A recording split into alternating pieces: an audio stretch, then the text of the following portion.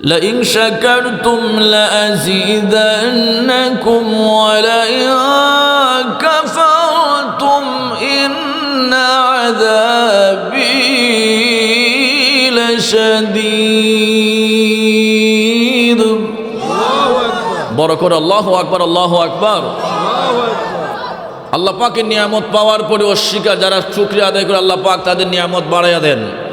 আর যারা নিয়ামত পাওয়ার পরে অস্বীকার করে কুফরি করে শুকরিয়া আদায় করে না, আল্লাহ পাক এমন মানুষের নিয়ামত কমায়া দেন। শুধু কমায়া দেন এমনটাই না, আল্লাহ পাক বলছেন ইন্না আযাবি লাশাদীদ, ওই সমস্ত নাফরমান না শুকুর বান্দাদের জন্য আমি আল্লাহ পাক কঠোর শাস্তির ব্যবস্থা রেখেছি। জোরে বলি নাউযুবিল্লাহ। আমার সুন্নি ভাইয়েরা গভীর মনোযোগ, সাইট্রকিং করলাম না, ভূমিকায় সময় দিলাম না। কোরআনুল কারীম থেকে সূরা তাওবার 100 নং আয়াত তিলাওয়াত করেছি। আল্লাহ পাক বলেন ওয়াস-সাবিকুনাল আউয়ালুনা মিনাল মুহাজিরিনা ওয়াল আনসারি ওয়াল্লাযীনা ইত্তাবাউহুম বিইহসানির রাদিয়াল্লাহু আনহুম ورضوا عنه وأعد لهم جنات تجري من تحتها الأنهار خالدين فيها أبدا ذلك الفوز العظيم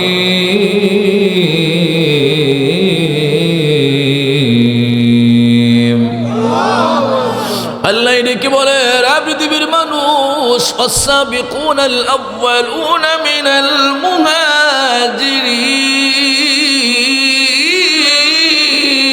المهاجرين الله أكبر والسابقون الأولون من المهاجرين والأنصار والذين اتبعوهم بإحسان رضي الله عنهم ورضوا عنهم আল্লাহ পাক বলেন যারা সাবিকুন সাহাবী, আউয়ালুন যারা সাহাবী, প্রথম সাহাবী যারা মুহাজির সাহাবী, এই মুহাজির সাহাবী কারা?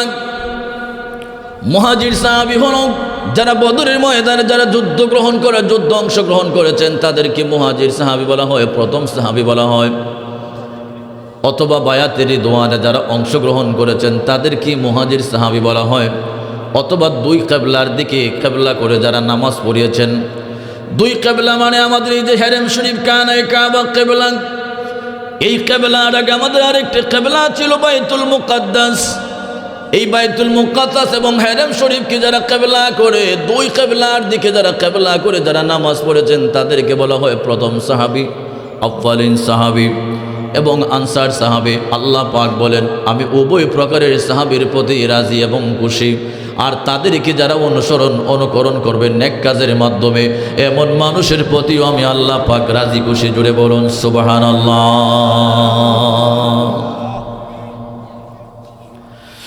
আল্লাহ পাক ডাক বলি বান্দারে আমি শুধু তাদের প্রতি রাজি খুশি এমনটাই সীমাবদ্ধ না।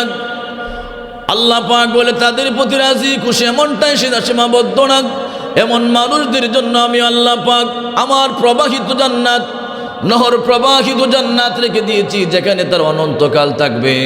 আল্লাহ পাক বলে যালিকাল ফাউজুল আযীম, আর এটাই তাদের জন্য মহান সফলতা। জুড়ে বলে আল্লাহু আকবার। আমার ভাইয়েরা কোরআন হাদিসের আলোচনা বড় কঠিন কঠিন কঠিন। অ্যাটেনশন প্লিজ, মনোযোগ দিয়ে শুনে শুনতে হবে। আপনাদের মনোযোগ কামনা করি। আমার ভাইয়েরা রাসূল করিম সাল্লাল্লাহু আলাইহি ওয়াসাল্লামের একখানা হাদিস পড়েছি। রাসূল বলেছেন আসহাবি কান্নুজুমি ফাবিআইহি মুক্তাদাইতুম ইহতাদাইতুম। রাসূল বলেছেন আমার এক একজন সাহাবী আকাশের তারকার ন্যায়। আকাশের তারকা যেমন মিট মিট মিট মিট করে আলো দেয়, বাতি দেয়, জ্বলে। রাসূল বলেছেন আমার এক একজন সাহাবী আকাশের তারকার ন্যায়। আসহাবি কান্নুজুমি ফাবিআইহি মুক্তাদাইতুম ইহতাদাইতুম। আমার একজন সাহাবীকে যদি কেউ ফলো করে অনুকরণ করে আল্লাহ পাক বলেন তোমরা হেদায়েত প্রাপ্ত হয়ে যাবে। জোরে বলুন সুবহানাল্লাহ। এই সাহাবীদের মর্যাদা কেমন, সাহাবীদের মর্যাদা কেমন? হাদিস শরীফে এসেছে আফদালুল বাশরি বাদাল আম্বিয়া। আমার পূর্বের বক্তা মনে হয় একজন সাহাবীর আলোচনা করেছেন। আমি ওই সমস্ত সাহাবীদের আলোচনা যাব না, আমি শুধু ইসলামের যে 4 জন খলিফা রয়েছেন 4 জন খলিফাদের জীবনী একটু আলোচনা করছি। 4 জন খলিফা, তাদের কেমন মর্যাদা, কেমন দাম ছিল, কেমন পজিশন ছিল, এই 4 জন খলিফার ব্যাপারে একটু একটু টাচ করে যাচ্ছি। আমার তাল সর্ববারা ভাইয়েরা গভীর মনোযোগ, গভীর মনোযোগ। আফদালুল বাশর বাদাল আম্বিয়া, মানুষের মধ্যে শ্রেষ্ঠ, সাহাবায়ে কেরামের মধ্যে শ্রেষ্ঠ হযরত সিদ্দিক আকবর আবু বকর রাদিয়াল্লাহু তাআলা আনহু, যিনি নবীর পরে নবী হইতেন যদি নবীর দরজা খোলা থাকতো। হযরত সিদ্দিক আকবর আবু বকর রাদিয়াল্লাহু তাআলা আনহু এত দাবি হওয়ার পেছনে কারণ কি? কারণ হলো তার মাঝে একমাত্র নবীর প্রেম ছিল। আল্লাহু আকবার, বড় করে বলুন আল্লাহু আকবার। মাঝে মাঝে চা দিয়েন। আমার ভাইয়েরা গভীর মনোযোগ। সিদ্দিক আকবর হযরত আবু বকর রাদিয়াল্লাহু তাআলা আনহু আমার নবীর গোলাম ছিলেন, পাগল ছিলেন। ছোট্ট করে একটা ঘটনা বলে দেই, হিজরতের ঘটনা আপনারা সবাই জানেন। আমি হিজরতের পুরো ঘটনা বলবো না, একটু বলে দেই। সিদ্দিক আকবর আমার নবীর প্রতি কেমন শ্রদ্ধা ছিল, ভালোবাসা ছিল, আবেগ ছিল। সিদ্দিক আকবর এমনি তিনি উপাধি পান নাই, মহান সত্যবাদী এই কথাটা তিনি এমনি পান নাই। সিদ্দিক আকবর আমার নবীজি লকব দিয়েছেন, কারণ হলো তিনি আমার নবীজির না দেখে আমার নবীকে বিশ্বাস করতেন। জুড়ে বলুন সুবহানাল্লাহ। মেরাজের রাতে আমার নবীজি আসার পরে বাইতুল মুকাদ্দাস হারাম শরীফ থেকে 1 মাসের রাস্তা, একটা আসমান থেকে আরেকটা আসমানের দূরত্ব হলো 500 বছরের রাস্তা। এইভাবে আমার নবীজি 7টা আসমান পাড়ি দিয়ে সিদরাতুল মুনতাহা পাড়ি দিয়ে আরশে আজিম আল্লাহর সাথে আল্লাহর দরবারে গেলেন, আল্লাহর সাথে সাক্ষাৎ। এটাকে বলা হয় মেরাজ। আবু জেহেল, আবু লাহাব, উতবা, সাইবা, বড় বড় কাফির বেঈমানেরা যখন শুনলো এমন ঘটনা, তারা হাসি তামসা শুরু করে দিল যে এটা কেমন কথা, এটা কেমন কথা, কেমনে সম্ভব, কিভাবে সম্ভব? এতগুলি নূরের পর্দা, এতগুলি আগুনের পর্দা কেমনে পাড়ি দিলেন? আবু জেহেল ডাক দিয়ে বলে, রে আবু বকর, শুনি বিলে কি? বিলে তোমার নবীর এই ঘটনা। সিদ্দিক আকবর হযরত আবু বকর রাদিয়াল্লাহু তাআলা আনহু বলেন, যদি আমার নবীজির জবান থেকে বলে থাকেন তাহলে আমি কোনো দলিল চাই না, বিনা দলিলে আমার নবীর মেরাজ বিশ্বাস করে। জুড়ে বলুন সুবহানাল্লাহ। আমরা নবীর মেরাজ মানতে চাই কি চাই না? হাত তুলেন, আল্লাহু আকবার। নারে তাকবীর, নারে রিসালাত, আহলে সুন্নাত ওয়াল জামাত। তালশহর পশ্চিমপাড়া সিংবাড়ির সুন্নি মহা সম্মেলন। আল্লাহর নবী মায়ার নবী, আল্লাহর নবী মায়ার নবী, যাহার নাই গো তুলনা, নূরে ঝলমল করে সোনার মদিনা। বলো আল্লাহর নবী মায়ার নবী, আল্লাহর নবী মায়ার নবী, যাহার নাই গো তুলনা, নূরে ঝলমল করে সোনার মদিনা। বলো নূরে ঝলমল।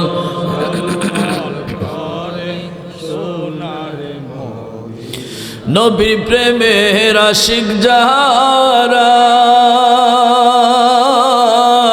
হীরা মানিক মুক্তা চায় না তারা গো, সদায় থাকে পাগল পাড়া, সদায় থাকে পাগল পাড়া।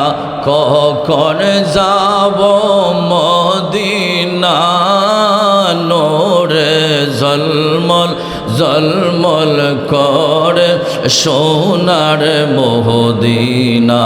বাবা বলো আল্লাহর নবী মায়ার নবী, আল্লাহর নবী মায়ার নবী, যাহার নাই গো তুলনা, নূরে জলমল জলমল করে। হাজি গনে হজ করিয়া দেশে আইসা কয় কান্দিয়া গো, মদিনা যে কত সুন্দর, মদিনা যে কত সুন্দর, দেখা তৃপ্তি মিটে না, নূরে জলমল জলমল করে সোনার মদিনা। বলো আল্লাহর নবী মায়ার নবী, আল্লাহর নবী মায়ার নবী, যাহার নাই গো তুলনা, নূরে জলমল জলমল করে সোনার মদিনা। আল্লাহুম্মা সাল্লি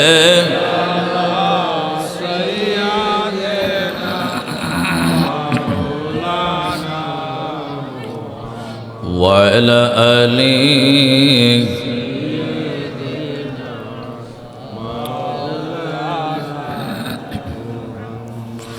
আবার শুনলি ভাইরা গভীর মনোযোগ। সিদ্দিকে আকবর হযরত আবু বকর রাদিয়াল্লাহু তাআলা আনহু, আমার নবী 6 মাস আগে আবু বকরকে বলে, আবু বকর, ইয়া আবু বকর, ইয়া আবু বকর, আমি হিজরত করব, আমি হিজরত করব। নবীজি কখন করবেন, কোন দিন করবেন, দিনে করবেন না রাতে করবেন না দুপুরে করবেন, কোন মাসে করবেন, সেটা আমার নবীজি বলেন নাই। সিদ্দিকে আকবর আমার নবীজির জবান মোবারক থেকে যখন শুনলেন নবীজি হিজরত করবেন, পাগল পাগল হইয়া গেল। আল্লাহু আকবার। বালিশের সাথে ঘুম নাই, বিছানার সাথে সংযোগ নাই। হযরত আবু বকর রাদিয়াল্লাহু তাআলা আনহু রাতের বেলায় দরজার মধ্যে পিঠ লাগাইয়া দাঁড়াইয়া তাকে, কখন জানি গো নূরের নবী আমারে আয়েশা ডাক দেয়। আল্লাহু আকবার। হযরত সিদ্দিকে আকবর 1 দিন 2 দিন 3 দিন 4 দিন না 5 দিন না 6 মাস রাতের বেলায় বিছানার সাথে পিঠের কোনো সম্পর্ক নাই। দয়াল নবীজি কখন আসবে, কখন আসবে, দরজার মধ্যে আওয়াজ দিবে, আবু বকর, ইয়া আবু বকর, দরজা খুলো, দরজা খুলো। এই অপেক্ষায় সিদ্দিকে আকবর 6 মাস ধরে তিনি ঘুম নাই।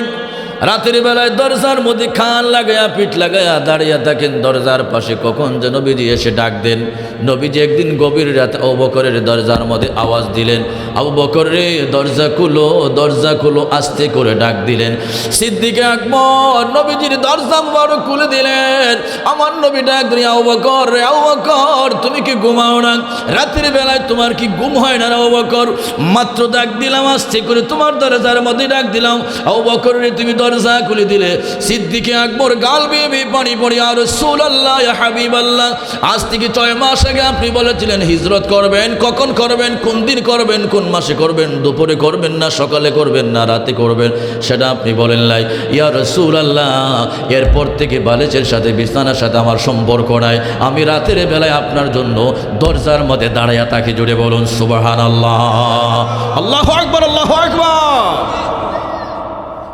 নবীজির প্রতি কেমন শ্রদ্ধা ছিল, ভালোবাসা ছিল। সিদ্দিকে আকবর রাদিয়াল্লাহু তাআলা আনহু শুধু তাই নয়, সামনে বারো আমার বাজান আলহাজ আবু শামা চেয়ারম্যান সাহেব আমাকে 2022 সালের অক্টোবর আমাকে ওমরা হজে পাঠিয়েছিলেন। আমি সেখানে আমার সহচরকে দেখে আসলাম। তাদের উন্নত যানবাহন, উন্নত রাস্তা, একটা ঝাঁকুনি দেয় না, মক্কা থেকে প্রায় 5 থেকে 6 ঘন্টা সময় লাগে। এত সুন্দর যানবাহন, ঝাঁকুনি দিলে মনে হয় প্লেনের মতো একটা ঝাঁকুনি দেয়, এত উন্নত যানবাহন। কিলোমিটারে প্রায় 350 কিলোমিটার হয়। এরপরেও বসতে বসতে বিছানা পিঠ গরম হয়ে যায়, শক্ত হয়ে যায়, ব্যথা করে। নবীজি সাল্লাল্লাহু আলাইহি ওয়াসাল্লাম মক্কা থেকে ঘোড়া নাই, উট নাই, গাড়ি নাই, কিচ্ছু নাই। আমার নবী হাঁটতে শুরু করে দিলেন। রাতের অন্ধকার, অমাবস্যা রাতের মতো অন্ধকার, হাঁটতে শুরু করে দিলেন 350 কিলোমিটার। আল্লাহু আকবার! 350 কিলোমিটার আমার নবীজি হাঁটতে শুরু করে দিলেন। হাঁটতে হাঁটতে আমার নবীজির পা মোবারক দুইটা রক্তে লাল লাল হয়ে যাচ্ছিল। নবীজি হাঁটতে পারছিলেন না। আমার নবীজির পা মোবারক থেকে রক্ত বের হয়ে যাবে এমন আহত হয়ে পড়লেন। সিদ্দিক আকবর বলেন, ইয়া রাসূলুল্লাহ, আপনার হাঁটা লাগবে না, আপনি আমার কাঁধের উপর উঠুন। আল্লাহু আকবার! আপনি আমার কাঁধের উপর উঠুন। সিদ্দিক আকবর আমার নবীকে কাঁধে উঠে 1 কিলোমিটার নয়, 2 কিলোমিটার নয়, প্রায় 2.5 কিলোমিটার তার কাঁধের উপর উঠে নবীজিকে নিয়ে হাঁটলেন। আল্লাহু আকবার! 2.5 কিলোমিটার হাঁটলেন।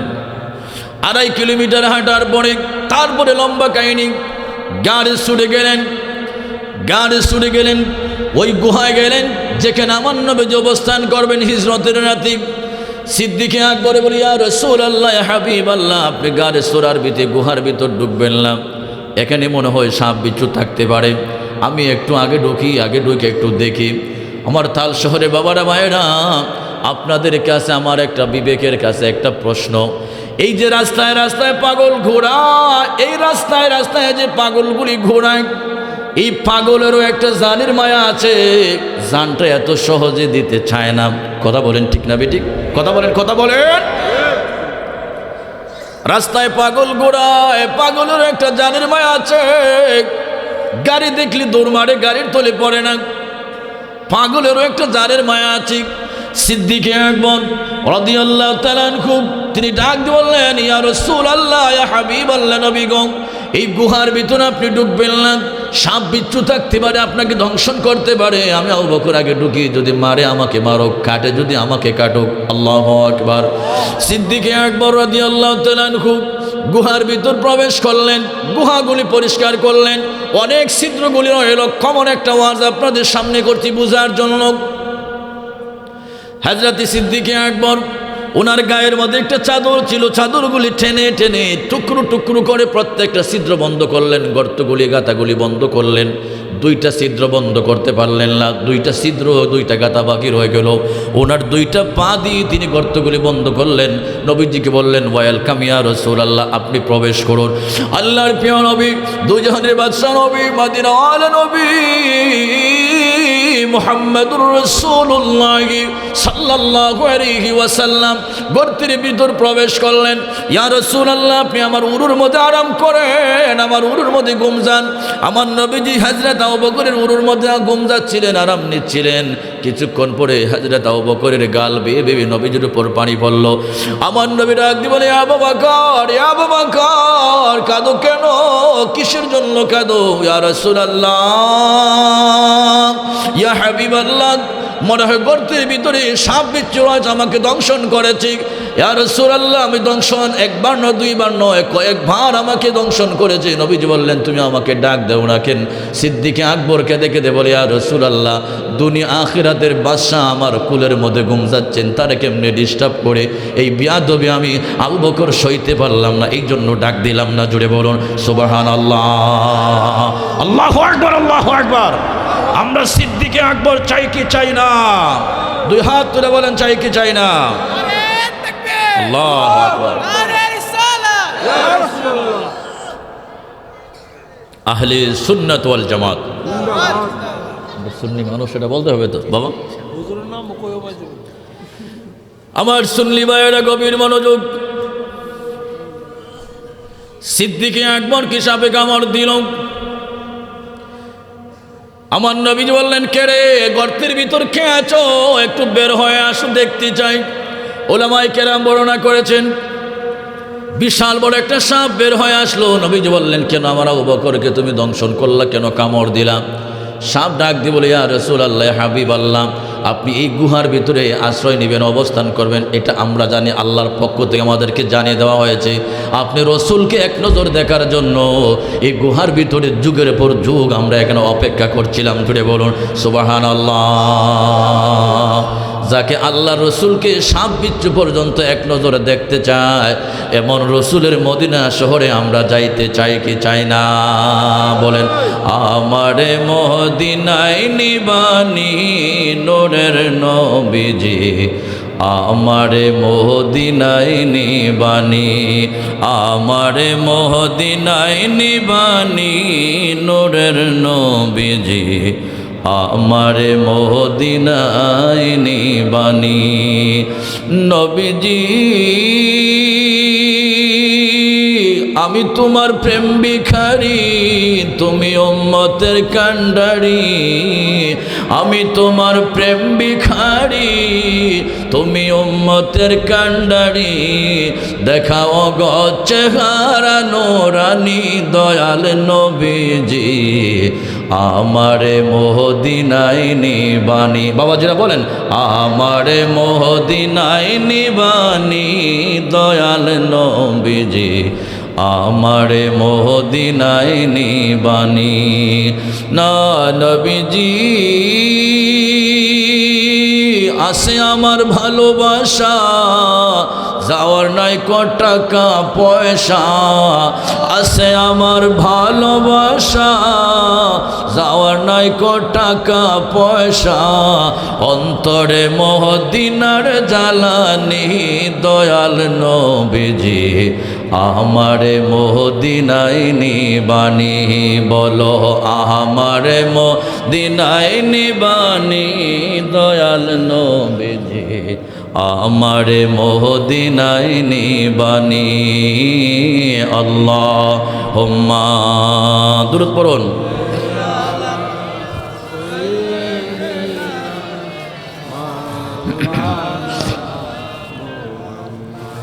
ওয়ালা আলি সাইয়্যিদিনা।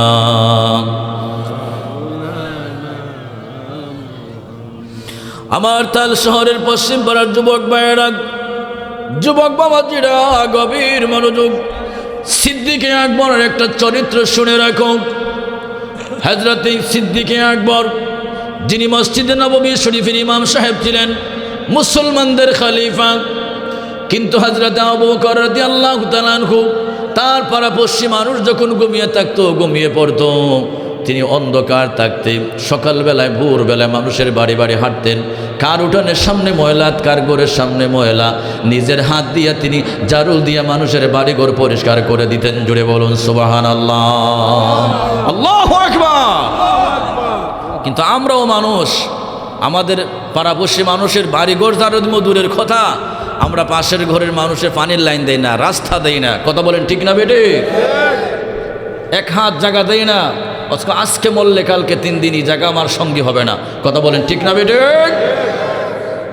আর তারা মসজিদে নববীর ইমাম, মুসলমানদের খলিফা, জান্নাতের অগ্রিম সার্টিফিকেট পেয়েছেন, কিন্তু তাদের কি কেমন চরিত্র! সুবহানাল্লাহি বিহামদিহি। আমার সুন্নি ভাইয়েরা, গভীর মনোযোগ। হযরত আবু বকর রাদিয়াল্লাহু তাআলা আনহুর কথা আর বললাম না, লম্বা হয়ে যাবে। ইসলামের দ্বিতীয় নম্বর খলিফা হযরত ওমর রাদিয়াল্লাহু তাআলা আনহু, তিনি কেমন শাসক ছিলেন! আমার দেশের শাসক আছে, আমার দেশে আইন আছে। হযরত ওমর কেমন আইন করতেন, কেমন শাসক ছিলেন! হযরত ওমর ফারুক আজম ওমর রাদিয়াল্লাহু তাআলা আনহু জুমাবারে তিনি খুতবা দিচ্ছিলেন, ভাষণ দিচ্ছিলেন। কষ্ট হইতেছে? খারাপ লাগতেছে? বাবা, যেটা কষ্ট লাগলে কই, আমার ওয়াজ তো 5 বছর শুনছেন আপনারা, খারাপ লাগারই কথা, স্বাভাবিক। হযরত ফারুক আজম ওমর রাদিয়াল্লাহু তাআলা আনহু জুমাবার খুতবা দিচ্ছিলেন, ভাষণ দিচ্ছিলেন। একজন মুসলমান সাইড থেকে দাঁড়িয়ে গেলেন, লাব্বাইক ইয়া ওমর, এই যে লম্বা একটা জামা পরেছেন, জুব্বা পরেছেন, আমি একটু জানতে চাই লম্বা জুব্বার কাপড় কোন জায়গায় পাইলেন? গতকালকে বাইতুল মাল থেকে ওলামায়ে কেরাম আছেন, গতকাল বাইতুল মালে রাষ্ট্রীয় কোষাগার থেকে রিলিফের মাল বন্টন করেছেন। আমার দেশের শাসকেরা মুসলমানদের গম খায়, আটা খায়, চাউল খায়, দেশের সম্পদ লুটে লুটে খায়। মেম্বার হওয়ার আগে, চেয়ারম্যান হওয়ার আগে, এমপি মন্ত্রী হওয়ার আগে, আমি সবার কথা বলছি না, এই দেশে ভালো রাজনীতিবিদ মানুষও আছে, কথা বলেন ঠিক না ঠিক? আমি আওয়ামী লীগেরও দালাল না, বিএনপিরও দালাল না, আমি কোনো রাজনীতি করি না, কিন্তু হক কথা বলতে হবে। যদি হক কথা বলে মরে যাই, মরতে চায় শিয়ালের মতো 1000 বছর বাঁচতে চায় না, বাঘের মতো একটা দিন বেঁচে থাকতে পারলে সার্থক, কথা বলেন ঠিক না ঠিক?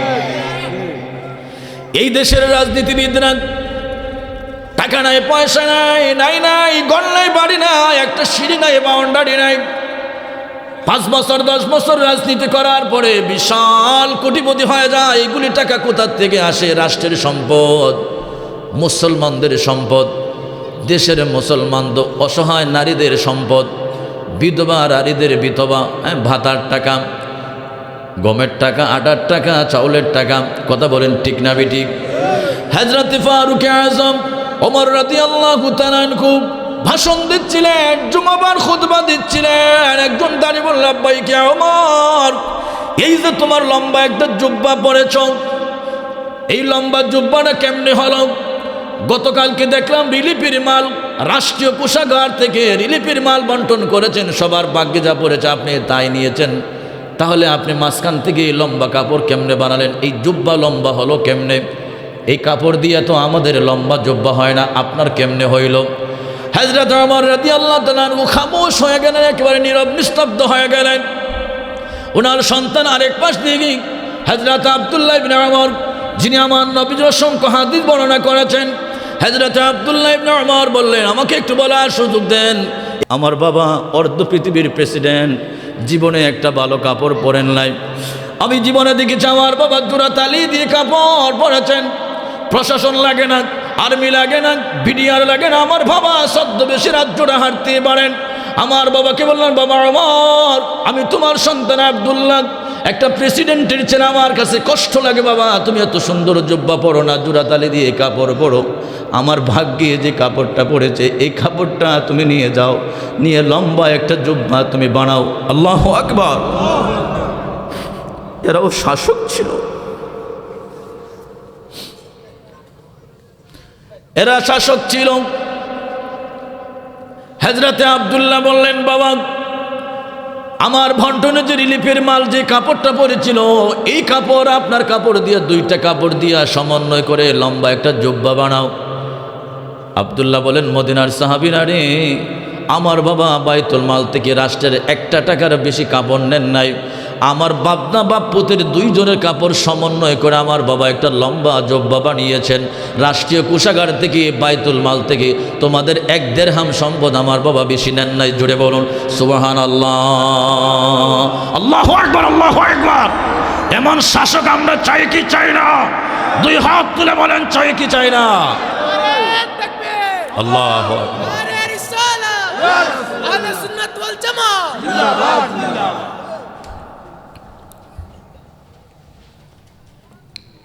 কিন্তু কেমনে পাবো এমন শাসক? আমরা পাইবো কেমনে? এই যে উসমান সাদি, একটা ভদ্র ছেলে, ভালো ছেলে, আমার নবীর কিছু আদর্শ, আমার নবীর সাহাবীদের কিছু আদর্শ যার মাঝে কিছু ফুটে উঠে, তাকে উইকেট পালাই দেয় মানুষ। কথা বলেন, কথা বলেন। এই দেশে ভালো মানুষের কোনো দাম নাই, হক কথা বলবেন, দাম নাই। এই দেশের মানুষের কাছে আপনি খারাপ হওয়ার জন্য এতটুকুই যথেষ্ট। আপনি একটা মহৎ কাজের উদ্যোগ নেন, একটা ভালো কাজের উদ্যোগ নেন, একটা রাস্তা করেন, একটা খালবাট করেন, একটা ব্রিজ করেন, একটা মাদ্রাসা করেন, একটা মসজিদ করেন, ওয়াজের মাহফিল করবেন, কত জাতের কথা শুনবেন। এটা হুজুরদের ব্যবসা, এটা কমিটির ধান্দাবাজি, কত কিছু, নারী গান, আউলা গান, বাউলা গান, যাত্রা গান, ফালা গান, সাংস্কৃতিক অনুষ্ঠান সব করেন, কোনো আপত্তি নাই। পদ নিয়ে, পদবী নিয়ে, সভাপতি নিয়ে, সহসভাপতি নিয়ে কোনো ঝামেলা নাই। ঝামেলা শুধু ভালো কাজ নিয়ে, সৎ কাজ করবেন, শত শত কথা শুনতে হবে। কথা বলেন ঠিক না ঠিক? সেই উসমান হাদি একটা ভদ্র ছেলে, তার বাবা একজন মাদ্রাসার ভাইস প্রিন্সিপাল ছিলেন। তাকে আমরা ভালোবাসি, এই জন্য সে আমার নবীর আশেক ছিল, সুন্নি প্রেমিক ছিল। ইয়া নবী সালাম আলাইকা, ইয়া রাসূল সালাম আলাইকা, ইয়া হাবিব সালাম আলাইকা, সালাওয়াতুল্লাহি আলাইকা। আমার নবীজিকে দাঁড়ায় দাঁড়ায় সালাম দিয়ে তার নির্বাচনী কাজ শুরু করেছিল। আল্লাহু আকবার। ভাইরা, সে রাষ্ট্রের প্রেমিক ছিল, আমার নবীরও প্রেমিক ছিল। আমার নবী বলছেন হব্বুল ওয়াতানি মিনাল ঈমান, দেশকে ভালোবাসা, যদিও মওযু হাদিস, দেশকে ভালোবাসা কেউ কেউ বলেছেন দেশকে ভালোবাসা এইটাও একটা ঈমানের পরিচয়। নিজের দেশকে ভালোবাসতে হবে। আল্লাহর নবী যখন হিজরত করে মদিনায় গিয়েছিলেন, বারবার মক্কার দিকে ঘাড় ঘুরে চেয়েছেন, আল্লাহ ওখানে কানে কাবা, ওখানে আরাফা, ওখানে মিনা, ওখানে মুজদালিফা, ওখানে আমার বাবার জন্ম, আমার বাবার দেশ, আল্লাহ এই জায়গার জন্য আমার মন কাঁদে। আল্লাহ পাক বলে, হাবিব আপনি আপাতত মদিনায় হিজরত করেন, এই মক্কার বাদশা বানাইয়া কানে কাবার ছাপিয়া আপনার হাতে দিয়া আবার নিয়ে আসবো। আল্লাহু আকবার। তাহলে উসমান হাদি একজন নবীর প্রেমিক ছিল, দেশপ্রেমিক ছিল। তার পক্ষে কথা বলতে আমাদের কষ্ট হয় না। আমরা রাজনীতি করি না, আমরা কোনো দলকে আমাদের গোলাম বানায় না যে আমরা ওই দলের গোলাম। আমরা আসলে কাউকে কার পক্ষে কারো বিপক্ষে কথা বলতে যাই না। আমরা আলেম মানুষ, আপনারা কেউ বিএনপি ডাকে আমরা যাই, দোয়া করি, মিলাদ পড়ি, আওয়ামী লীগ ডাকে মিলাদ পড়ি, দোয়া করি। কথা বলেন কষ্ট হইতেছে। হযরত উসমান ওমর রাদিয়াল্লাহু আনহুর কথা আর বলতে পারলাম না, লম্বা হয়ে যাবে। যদি হাতে সময় থেকে আবার তাদের কথাগুলি বলবো। হযরত উসমান গনি জিন্নুরাইন রাদিয়াল্লাহু তাআলা আনহু তিনি কেমন ছিলেন, তাদের জীবনে একটু একটু টাচ করার কারণটা হলো এই সমস্ত সাহাবীদেরকে উনি অনেকে গালিগালাজ করেন। হযরত উসমান গনি জিন্নুরাইন তিনি কেমন ছিলেন, জান্নাতের সার্টিফিকেট পেয়েছেন, অগ্রিম পেয়েছেন, লাল পাসপোর্ট পেয়েছেন। কয়েকজন হা করে চাইছে, মনে হয় আমেরিকার পাসপোর্ট, আমেরিকার পাসপোর্ট না। আল্লাহ রাব্বুল আমিন তাদেরকে জান্নাতের অগ্রিম সার্টিফিকেট দিয়েছেন, যাদেরকে বলা হয় আশারে মুবাশশারার অন্যতম সাহাবী হযরত উসমান গনি জিন্নুরাইন, যিনি ইসলামের ৩য় নাম্বার খলিফা। জুড়ে বলে আল্লাহু আকবার। আল্লাহর প্রিয় নবী, দুজাহানের বাদশা নবী, মদিনাওয়ালা নবী মুহাম্মদুর রাসূলুল্লাহ সাল্লাল্লাহু আলাইহি ওয়াসাল্লাম, আমার নবীর সাহাবী উসমান গনি জিন্নুরাইন, যিনি আমার নবীজির 2জন মেয়েকে বিবাহ করেছিলেন। নবীজি বলতেন, উসমান রে, 2টা মেয়ে কেন? আমার যদি 40টা মেয়ে থাকতো, 40টা মেয়ে তোমার কাছে বিবাহ দিতাম। সুবহানাল্লাহ। আমার নবীজির 2জন মেয়েকে বিবাহ করার কারণে তার একটা উপাধি পেয়ে গেলেন জিন্নুরাইন, 2 নূরের আলোক। আল্লাহু আকবার। আমার নবীর মেয়ে যদি নূর হয়, নবী মাটি হয় কেমনে? কথা বলেন ঠিক না ঠিক? আমার নবীজি নূর, তাতে কোনো সন্দেহ নাই।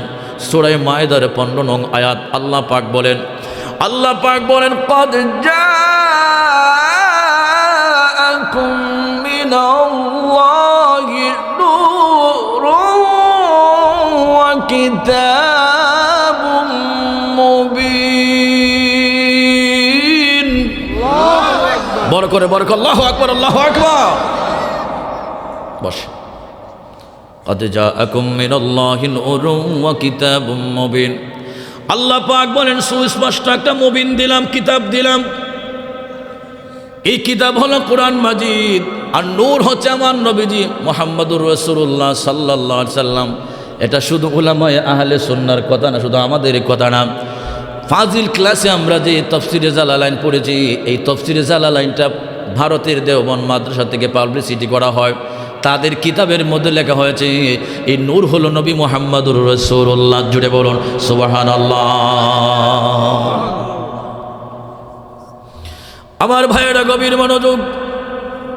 হযরত উসমান গনি জিন্নুরাইন রাদিয়াল্লাহু তাআলা আনহু আমার নবীজির 2 মেয়েকে বিবাহ করার কারণে লকব পাইলেন, উপাধি পাইলেন 2 নূরের আলোক। হযরত উসমান গনি জান্নাতের সার্টিফিকেট পেয়েছেন, অন্যতম একজন সাহাবী যাকে স্বয়ং ফেরেশতারা লজ্জা পায়, লজ্জা করে। জুড়ে বলে আল্লাহু আকবার। এত লাজুক, এত নম্র, এত ভদ্র, এত নিরবিচ্ছিন্ন একজন সাহাবী ছিলেন। আমার ভাইয়েরা, হযরত উসমান গনির লজ্জা শরমের হাদিসটা পরে বলবো, ওনার ভিতরে কেমন তাকওয়া ছিল।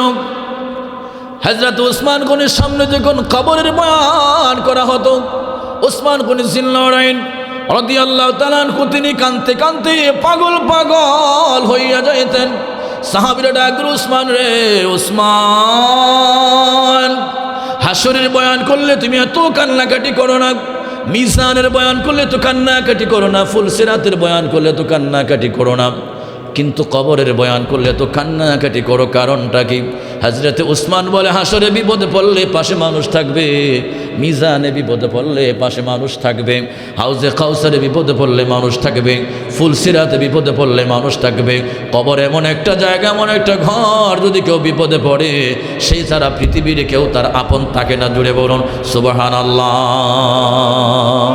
কবরের আযাব যদি মানুষ দেখিত, গর্ভারি সারিয়ারে পাগল হইতো, গর্ভারি সা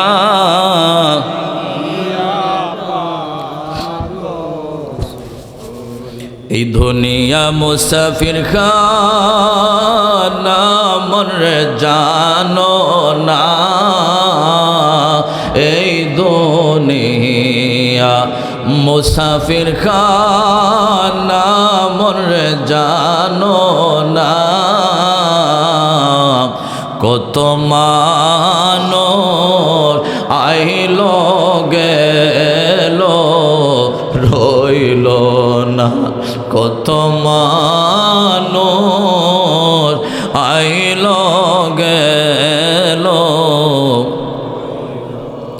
আই সবে যাইতে হবে মরে কবরে, আই সবে যাইতে হবে মরে কবরে, হিসাব নিকার দিতে গো হবে হাসরে, বলো হিসাব নিকার দিতে গো হবে হাসরে। আল্লাহুম্মা সাল্লি আলা মুহাম্মাদ ওয়া আলা আলি সাইয়্যিদিনা। আমার সুন্নি ভাইরা গভীর মনোযোগ। খারাপ লাগতেছে? কষ্ট হইতেছে? মনটা নরম করে দেন। হযরত উসমান গনি জিন্নুরাইনের কথা বললাম,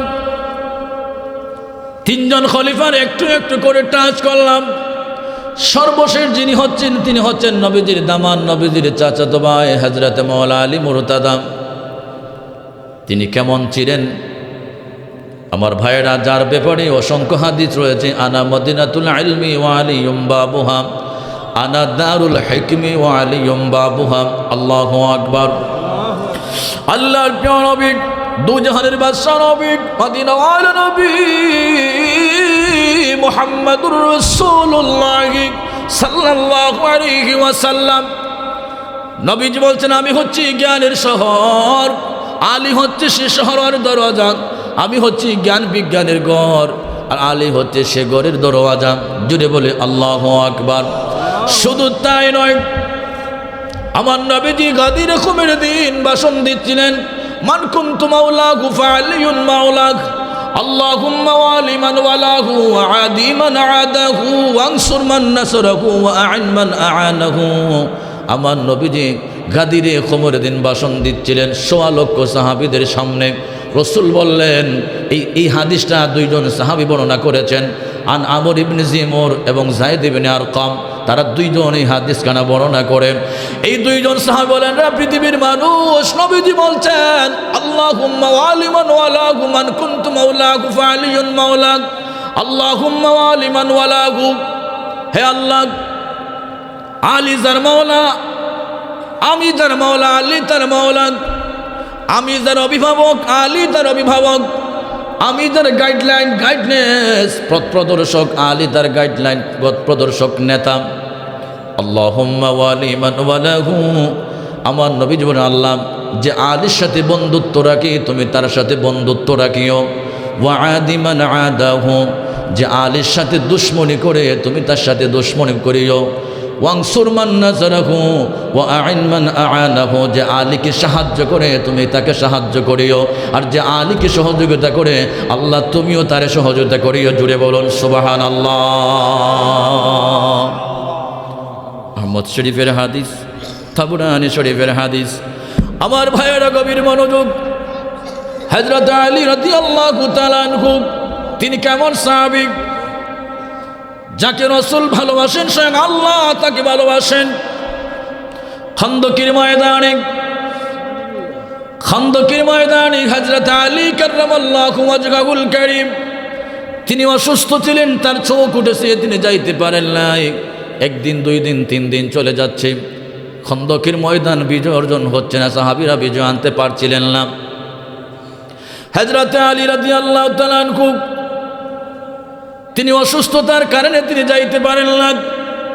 3 দিনের মাথায় যখন খন্দকের ময়দান যখন বিজয় অর্জন হলো না, রাসূল করিম সাল্লাল্লাহু আলাইহি ওয়াসাল্লাম বললেন, সাহাবীরা রে, আগামীকালকে এমন একটা মানুষের হাতের মধ্যে পতাকা দিব যাকে আমি রাসূল ভালোবাসি, স্বয়ং আল্লাহ তাকে ভালোবাসেন, আর সে আমাকে ভালোবাসে, সে রাসূলকে আল্লাহকে ভালোবাসে, আর আল্লাহও তাকে ভালোবাসেন।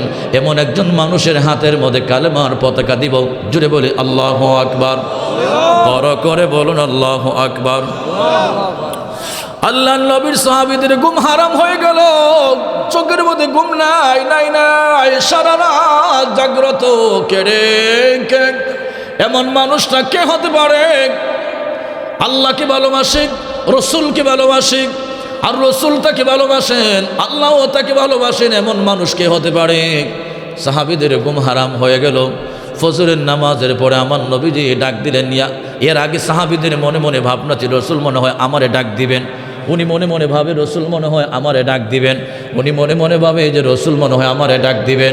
আমার নবী ডাক দি বলে, আলী আলী আলী রে, আসো আসো, আলী আসো।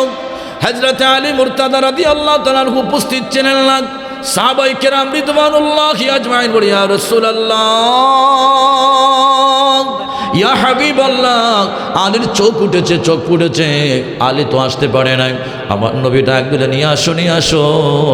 আলীর সামনে যখন নিয়ে আসা হলো, আমার নবীজি থুতু মোবারক লাগিয়ে দিলেন। হযরত আলীর চোখটা সাথে সাথে ভালো হয়ে গেল। জুড়ে বলুন সুবহানাল্লাহ। আল্লাহর প্রিয় নবী, দুজাহানের বাদশা নবী মুহাম্মদুর রাসূলুল্লাহ সাল্লাল্লাহু আলাইহি ওয়াসাল্লাম হযরত আলী মুরতাদা রাদিয়াল্লাহু তাআলা আনহুর হাতের মধ্যে ঝান্ডা দিলেন, পতাকা দিলেন। সাহাবায়ে কেরামের জ্ঞান ফিল্লাহরে, আলী তো যেমন তেমন সাহাবী না, আলী রসুলকে ভালোবাসে, আল্লাহকে ভালোবাসে। আলী এমন একজন সাহাবী, স্বয়ং আল্লাহ রসুল আলীকে ভালোবাসে। জুড়ে বলুন সুবহানাল্লাহ। আল্লাহ রসুল যেই সাহাবীকে ভালোবাসে, আহলে বায়াতের যে সদস্যকে ভালোবাসে, পাক পাঞ্জাতনের অন্যতম সদস্য যাকে ভালোবাসেন, এমন মানুষকে আমরা ভালোবাসতে চাই কি চাই না? 2 হাত তুলে বলেন, চাই কি চাই না? আলোচনা শেষ, একটু দুরূদ শরীফ পড়বেন। আল্লাহুম্মা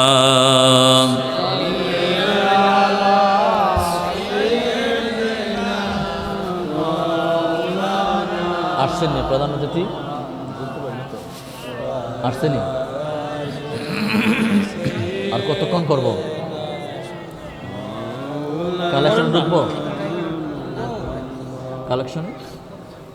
وعلى آل سيدنا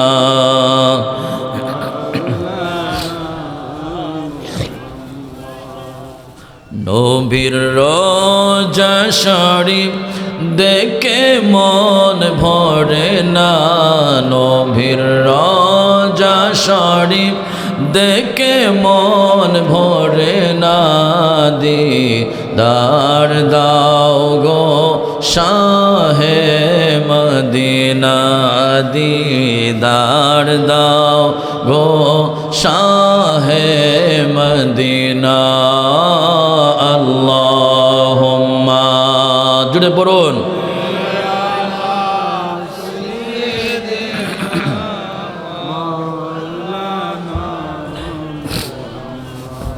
وعلى آله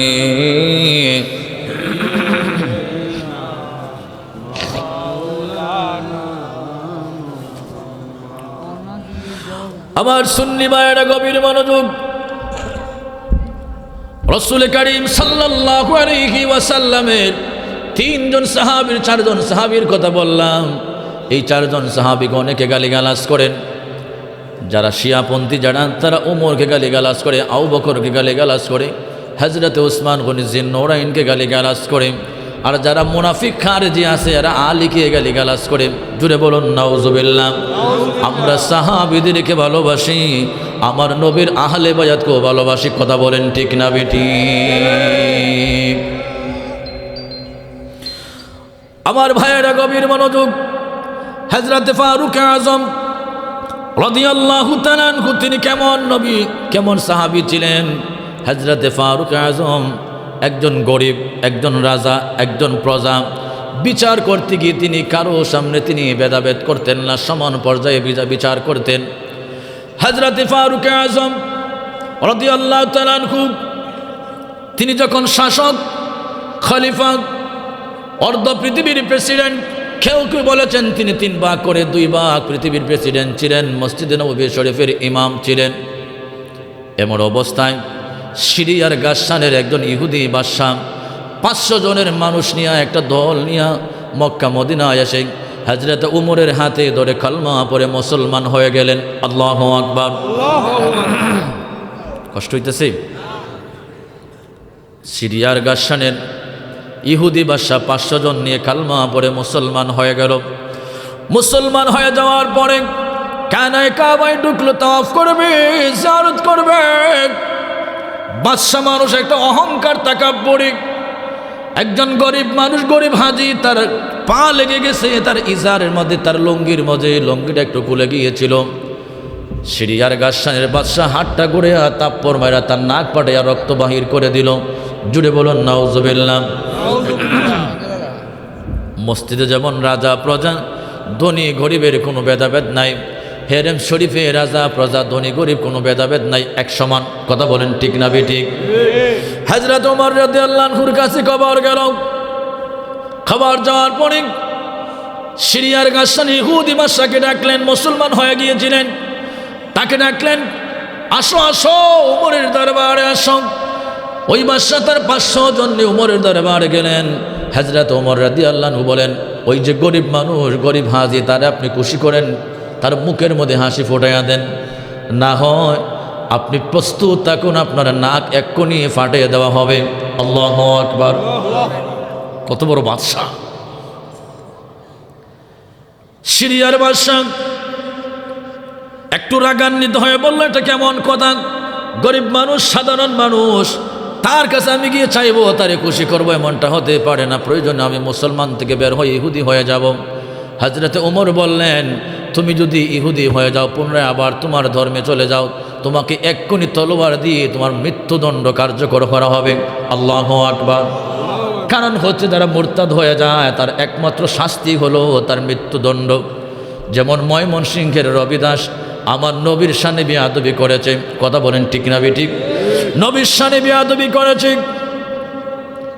তৌহিদি জনতা তাকে গাছের মধ্যে লটকে আগুন দিয়ে তারে পুড়ায় দিল আল্লাহর হাবিব সাল্লাল্লাহু আলাইহি ওয়াসাল্লামের শানে আবু জেহেল আবু লাহাব উতবা সাইবা এমন বেয়াদবি করেছিল আমার নবীজির হাতে ক্ষমতা ছিল ইচ্ছা করলে নবীজি কবর থেকে তাদের লাশ উঠাইয়া আগুন দিয়ে জ্বালায় দিতে পারেন কিন্তু আমার নবী তাদেরকে জ্বালায় দেন নাই আমার নবী তাদেরকে ক্ষমা করে দিয়েছিলেন মক্কার কাফির বেঈমানেরা মক্কা বিজয়ের সময় তর করে কাঁপতেছিল মুহাম্মদ তুমি আমাদের কাছ থেকে যা মন চায় প্রতিশোধ নিতে পারো আমার নবীজি প্রতিশোধ নিলেন না। প্রতিশোধ না নিয়ে আমার নবীজি তাদেরকে সাধারণ ক্ষমা করে দিলেন, ঘোষণা করলেন তোমাদেরকে সাধারণ ক্ষমা করে দিলাম। ক্ষমা হচ্ছে আমার নবীজির সুন্নত, মহত্বের লক্ষণ, মহত্বের গুণ। ময়মনসিংহের সেই রবিদাস যদি আমার নবীর শানে বেয়াদবি করেছে, আপনি হাতের মোজা আইন তুলবেন কেন?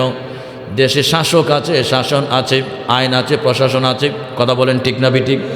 যেমনই হোক, খতমে শিফা হোক আর খতমে ইউনুস হোক, একটা আছে তো, আছে না? ও খতমে শিফা হোক আর খতমে ইউনুস হোক, একটা তো আছে। এই দেশে আইন আছে, শাসন আছে। আমরা রাত্রে 2টা 3টা বারে রাস্তার মধ্যে অবস্থান করি। পুলিশ ভাইয়েরা তারা দেশের জন্য, জনগণের জন্য আরামের ঘুম হারাম করে তারা কি করছে? দেশ পাহারা দিচ্ছে। যদিও তাদের মধ্যেও কিছু ভেজাল আছে, এরপরও তো দেশপ্রেমিক, দেশের জন্য তারা করছে। এই যে শাসন আছে, শাসক আছে, প্রশাসন আছে, আপনি একজন প্রশাসনের হাতে তুলে দিবেন, আপনার হাতে আইন তুলে নেবেন না। রাষ্ট্রের জন্য একটা বিশৃঙ্খলা ঘটবে, দেশের মানুষের জন্য একটা নৈরাজ্য সৃষ্টি হবে। আমার নবীজি বলছেন আল ফিতনা তো আসাধ্য মিনাল কাতাল। ফিতনা লাগানো একটা হত্যার চেয়ে জঘন্যতম অপরাধ। জুড়ে বলি নাউজুবিল্লাহ, বড় করে বলুন নাউজুবিল্লাহ। এই যে তৌহিদি জনতা যারা নারে তাকবীর আল্লাহু আকবার স্লোগান দেয়, নারে রিসালাতের স্লোগান দেয় না, কিয়ামতের দিন, হাসরের ময়দান যেদিন কায়েম হয়ে যাবে, আল্লাহ পাক সকলের হাতে একটা আমলনামা দিবেন, সাদা কাগজ দিবেন আমলনামা লেখার জন্য। ওখানে যদি নারে তাকবীর লেখেন, নারে রিসালাতের স্লোগান না লেখেন, আপনার জীবন ভর ইবাদত, নামাজ, বন্দেগী, রোজা, হজ, যাকাত, এই বন্দেগীর 2 পয়সার কোনো দাম নাই। আল্লাহ লাত্তি মেরে ফেলে দিবেন যদি তোমার কাগজের মধ্যে রাসূলুল্লাহর রিসালাতের স্লোগান লেখা না থাকে। জুড়ে বলুন সুবহানাল্লাহ, আল্লাহু আকবার, আল্লাহু আকবার। আমরা রিসালাতের স্লোগান চাই কি চাই না? তাল শহরের বাবারা 2 হাত তুলে বলেন চাই কি চাই না?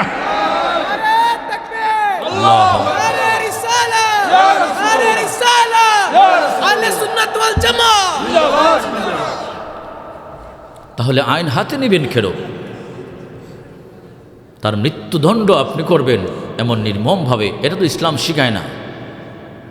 আমি কারো পক্ষে কথা বলছি না, বিপক্ষে বলছি না, হক কথাগুলি বলে যাচ্ছি। কথা বলেন ঠিক না বেঠিক?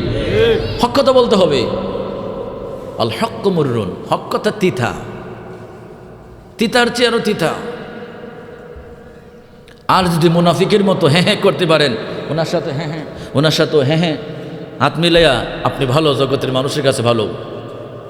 একমাত্র পৃথিবীর কাছে মানুষ সবার কাছে ভালো হইতে পারে মুনাফিক। মুনাফিক ছাড়া পৃথিবীর কাছে একটা মানুষ সবার কাছে ভালো হতে পারবে না।